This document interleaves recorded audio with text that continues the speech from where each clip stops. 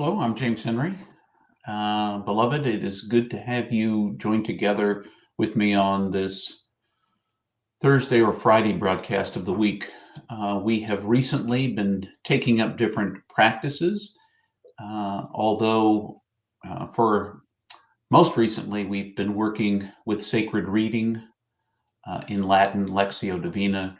It's an opportunity for us to listen to Scripture, a sacred text, and to let it speak to us, let Spirit speak to us, to set aside. I'm not saying that we should throw it away, but to set aside our concerns about scholarship and commentaries and what the original writer might have meant. Those are all good things. Those are good for Bible study, and I encourage you to do that.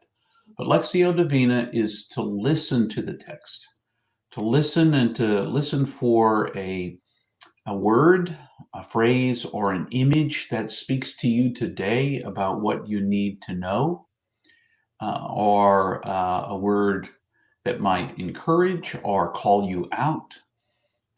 It's the anticipation that God is still speaking and that Spirit speaks to us even now in ways that we are surprised by sometimes. So we've been making our way through the first letter of John. We're in the second chapter, and we're looking today at verses 26 and 27. I encourage you to do Lectio Divina on your own if it's something that you find meaningful and helpful.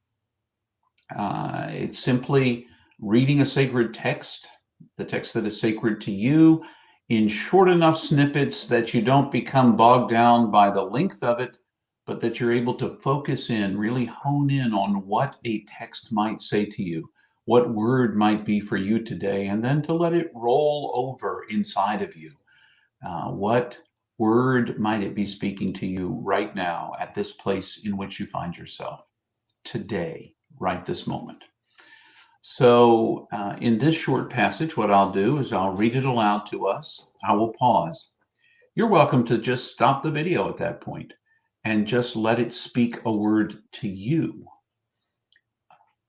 You can read it again to yourself, preferably aloud. It's helpful to engage your body in the whole thing, listening, the vibration of your vocal cords, the support that comes from breathing in and out from your lungs. All of that can help you absorb the message, not just intellectually, but spiritually, as you tune your heart, the ears of your heart, to hear what this may say to you.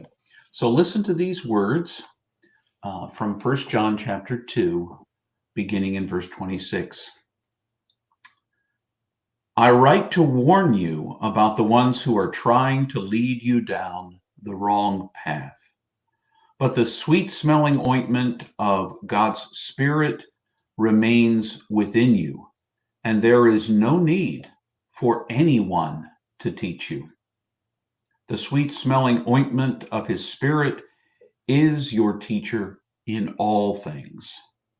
Through it, God speaks only the truth and never anything false. So remain in harmony with God, just as God has taught you through Jesus.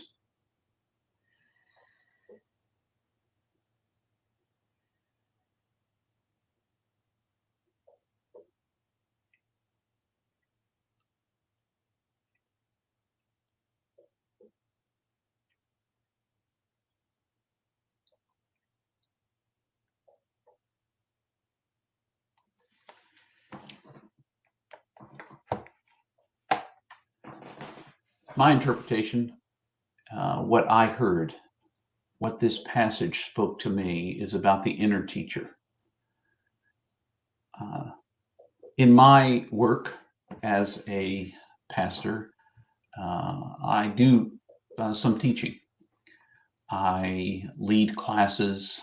I speak about particular topics as I understand them from the sacred texts, etc. People are listen to what I have to say. And sometimes what I have to say catches them. It rings true, and sometimes it doesn't. What I hear this text inviting me to do is to listen to the inner teacher, to the spirit within me. That I can listen to other teachers. I can listen to what folks, and there are a lot of wonderful, deep, wise teachers in my life. People who speak into my life all kinds of wonderful truths. But if I'm being completely honest, what is most true is the inner teacher, the spirit that is that sweet smelling ointment of which this letter speaks. And it will ring true. In my life, sometimes I wonder if we are really learning things from the outside or being reminded of things that are being taught to us from the inside, that there is an inner guide, an inner teacher. And when I hear some people speak, it's almost as if a bell goes off inside my heart that says, there is truth in what this is said, because what is true is true. It doesn't matter who says it. It matters if it is true. And so it rings true.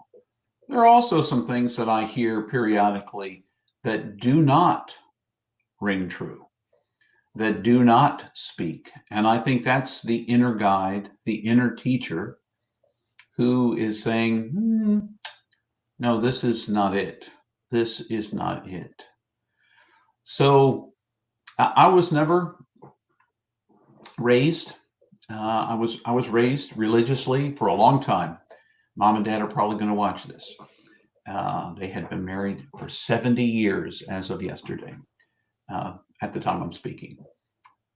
But the truth is, I was raised in a religious home. I regularly practiced and was learning all sorts of good things growing up. But no one really ever, it was always about learning from the outside, taking it in from the outside, measuring everything by some outer authority. And I wonder if this first letter of John isn't suggesting too that there is an inner authority. I don't think it's just suggesting it. It is reminding me of what I know to be true.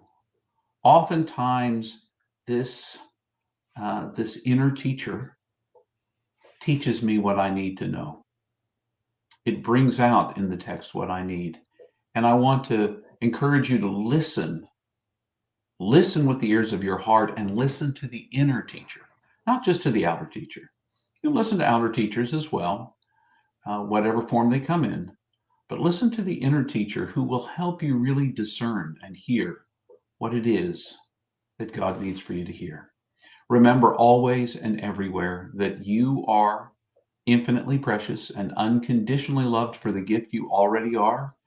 If the practice of Lectio Divina or other practices help you, I encourage you to practice them, because faith and spirituality is a matter of practice. But whether you do or not, you're still infinitely precious. You are still unconditionally loved. You are still an irrepeatable gift. So until the next time I see you with a practice or a thought or a teaching, I wish